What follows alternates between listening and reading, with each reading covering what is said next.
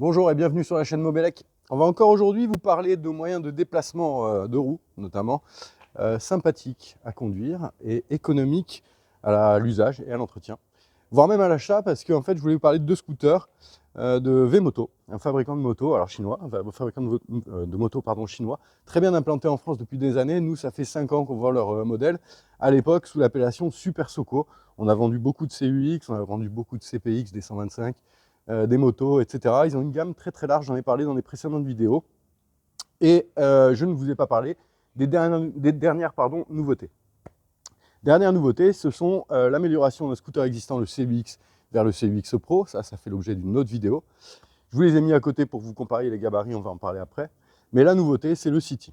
Le City, c'est un scooter épuré qui nous fait un peu penser à un CPX dans son gabarit. C'est-à-dire que ça reste un assez grand scooter, qui est décliné, comme beaucoup, en 50 ainsi qu'en 125. Donc ici, on a devant nous la version 125, qui est un scooter qui va monter à 80 km/h, qui va avoir à peu près en version 125, on va dire 60-70 km d'autonomie. Je parle dans un usage un peu intensif, hein. Si on optimise, on n'est pas loin des, enfin on est plutôt vers 100 km. On a une batterie à l'intérieur qui fait 60 volts, 45 ampères-heure, qui est la batterie qu'on connaissait sur les Super Soco CPX de l'époque. Donc Super Soco CPX, regarde Michel qui nous filme, qui est le patron de la Ciota. On voit à l'intérieur qu'on a cette batterie qui est exactement la même que les Super Soco CPX que l'on vend maintenant depuis 5 ans et pour lesquels on n'a jamais eu de problème avec ces batteries. Ce sont des batteries de marque CATL et qui garantissent une qualité et une longévité accrue. Ce n'est pas des batteries fragiles. Alors pas en choc, hein, bien sûr, toutes les batteries sont fragiles et ne sont pas résistantes au choc. Par contre, celle-là est extrêmement endurante et résiste bien aux différentes charges, à de nombreux cycles de charge. Bon, son tout petit défaut, c'est que vous voyez, en la sortant, bon, c'était un petit peu lourd. Je n'ai pas de balance là pour la peser, mais on est aux alentours de 20 kg à peu près. Donc 20 kg sur cette batterie, c'est pas forcément à la portée de tous les bras. Donc soit vous avez le gabarit pour la sortir, et ça pose pas de problème, hein, c'est une fois tous les jours, voire tous les 2, 3, 4 jours, suivant ce que vous avez à faire. Soit vous la faites sortir par quelqu'un d'autre, c'est une option. Soit vous la chargez ici, quand vous avez la possibilité d'avoir une prise de charge à proximité. On a un chargeur pour ce CPX qui est assez compact, ça c'est intéressant, plutôt que de trimballer des gros blocs si vous voulez. Alors j'ai plus l'ampérage en tête, je vais essayer de vous le trouver, si je vois quelque chose. On est sur un 8 ampères, donc 8 ampères, on en a 45 à charger. 6 x 8, 48, allez, c'est l'affaire de 6 heures, à peu près. Je pourrais peut-être être ministre des Finances, moi. Je connais mes tables de multiplication. Et en plus, l'avantage, c'était pas le cas, c'était pas le cas. Si sur le CPX ça rentrait, mais sur beaucoup de scooters, c'est pas le cas. Là, on peut la rentrer dans le coffre, donc on l'a toujours avec nous. Je vous conseille de glisser un petit chiffon pour pas tout abîmer. Mais en gros, ça peut partir avec vous de manière à charger n'importe où, au bureau, chez un pote, à l'école, là où vous pouvez, là où vous avez le droit. On remarque la présence d'un porte-paquet qui est assez proéminent. Très intéressant ce porte-paquet parce qu'il permet d'embarquer un poids assez conséquent sur l'arrière.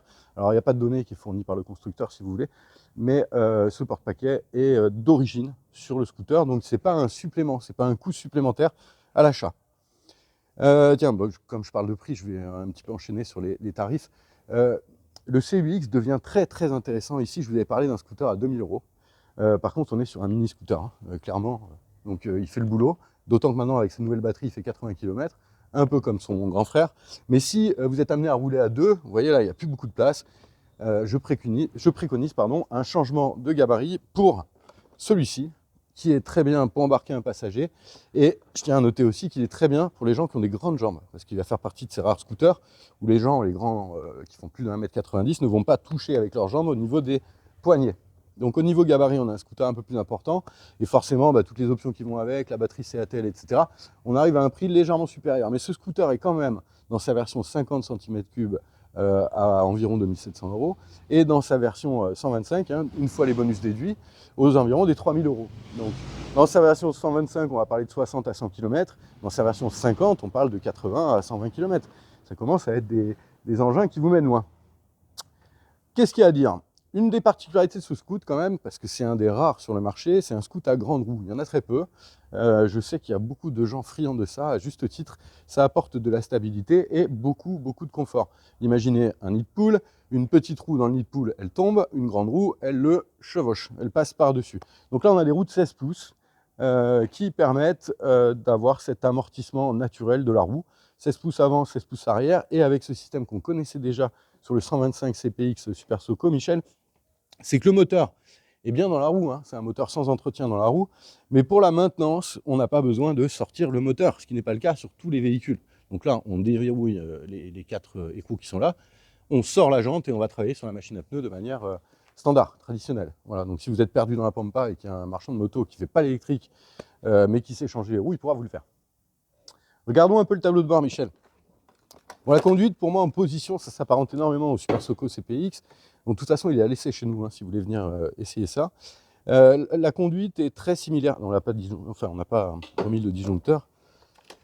La conduite est très similaire, c'est-à-dire qu'on a les mains hautes. Ça, c'est assez agréable. Il est assez péchu. Moi, je trouve que ça suffit largement en ville. Très épuré, il est joli comme tout. Et regarde ce tableau de bord, très simple. Hein. Donc là, je viens de tourner la clé. Je suis déjà en mode ready, mais j'ai une petite sécurité. Je dois freiner avant pour pouvoir embarquer le scooter. Il fait strictement aucun bruit, hein, bien sûr. Il embarque une marche arrière aussi. On peut repartir en marche arrière. Et il y a tous les éléments essentiels à la conduite sur le tableau de bord, à savoir la vitesse, les indications de distance restante, le pourcentage de batterie, l'heure si vous êtes en retard, ou pour en effet arriver à l'heure à vos rendez-vous. Les pièces sont assez communes avec ce qu'on connaît sur les autres bécanes, toujours pareil, cette logique de Soco d'avoir comment dire, une plus grande utilisation, une plus large utilisation de ces pièces pour réduire les coûts bien sûr, et avoir des bécanes qui sortent à ce genre de prix et notamment de rapport qualité-prix. Donc là vous avez tout ce qu'il faut pour rouler en ville ou extérieur jusqu'à 80 km/h dans sa version 125, jusqu'à 45 dans sa version 50. D'ailleurs ceux qui ont des terrains privés pourront en profiter, le 50 peut aussi s'améliorer on va dire. Voilà. Et puis si vous voulez admirer, là, Michel, regarde un petit tour. Si tu veux faire un gauche, moi j'aime bien la face avant, hein, perso. Je trouve ça très joli. Et après, je vous le ferai tourner pour voir l'arrière. Vous allez voir, c'est sympa. On aura vu le design comme ça. En termes de hauteur, vous voyez, toujours du haut de mes 1m76. Je touche facilement par terre. C'est extrêmement léger, hein, il faut savoir. Là, regarde, Michel, on a les flèches du scooter et les miennes. Il a une petite alarme. Tiens, on va vous le faire en live, l'alarme. Donc on a une télécommande qui est fournie. Bien sûr, on a le Neyman Soco qui permet d'être allumé en poussant. Mais on peut aussi verrouiller la bécane avec ce petit bouton. Alors si j'ai pas les piles, ça va pas le faire. C'est comme ça qu'on rate une vidéo, les gars. Voilà. Je pense que je l'ai verrouillé, je suis pas sûr. En fait, je vois pas très bien. Bon. Je vous ferai peut-être une vidéo. Ah voilà. Ah, il sonne et il bloque. Donc là, il bloque. Merci. C'est pendant 2 secondes, j'ai cru qu'il fallait refaire la vidéo. Ensuite, je déverrouille. Une fois déverrouillé, je peux le déplacer. Et avec ce système de télécommande, je peux choisir de le démarrer soit ici en appuyant, soit directement a priori sur la télécommande, vu qu'il y a un bouton qui a l'air d'être prévu à cet effet. Hop, je découvre en même temps que vous. En fait, on va tout simplement appuyer sur le Neyman. Donc il faut déverrouiller le scooter. Voilà, appuyer sur le Neyman. Il ne fait pas le sans clé, lui? Ben, il ne fera pas le sans clé. Allez, un client va sûrement répondre dans les commentaires que lui, il a trouvé le sans clé. Il nous expliquera comment il a fait. C'est toujours comme ça que ça se passe. Moi, je reçois les véhicules, je fais un petit tour avec, je dis ce que j'en pense. Je suis amené à les vendre, donc forcément, c'est assez honnête ma démarche, de manière à ce que vous trouviez comment dire, quelque chose qui ressemble à ce que je vous dis. Quoi. Je ne vais pas vous vendre le ciel si jamais j'ai qu'un petit immeuble en ma possession. Voilà, qu'est-ce que je voulais dire? C'est un beau scooter. C'est bien comme approche market. C'est beau. Voilà. Je vous ai donné à peu près les fonctions. Bon, bien sûr, frein à disque, on n'en parle plus. Maintenant, c'est toujours des freins à disque. Hein. Pas d'ABS ni pour le 50 ni pour le 125. Par contre, sur le 125, obligation, freinage combiné, Combined Braking System, qui veut dire vous freinez de l'arrière, ça freine de l'avant. Et ça vous permet de ne pas suivre le cours d'auto-école, parce que normalement, à l'auto-école, il vous explique qu'en moto, on freine principalement du frein avant. Voilà, c'est ça qui nous fait freiner. Allez, je vous ai parlé du V-Moto City. Un petit parallèle aussi avec, d'ailleurs ils ont fait de très belles couleurs Soco, avec le V-Moto CUX ou Super Soco CUX. Après bon, c'est encore toujours pas très clair entre Super Soco et V-Moto. Aujourd'hui on reconnaît quand même que les Super Soco ont des designs chinois et les V-Moto sont plutôt faits par des designers italiens. Voilà, je vous ai tout dit sur la bécane. Si vous avez des questions, posez-les en commentaire, aucun problème. Vous retrouverez ces bécanes sur mob-elec.com. Bastien à Toulouse qui les a, Michel à La Ciotat, bientôt à Marseille, promis. Et voilà, et puis 04 94 93 42 48 si vous voulez de plus en plus d'informations. On vous dirigera vers le magasin le plus pertinent, ça c'est le magasin de Toulon. À bientôt chez Mobelec avec Vmoto. Ciao Michel, je m'en vais. Putain, je démarre pas. T'y crois toi? Ah ouais, j'avais le coup de circuit. Ciao.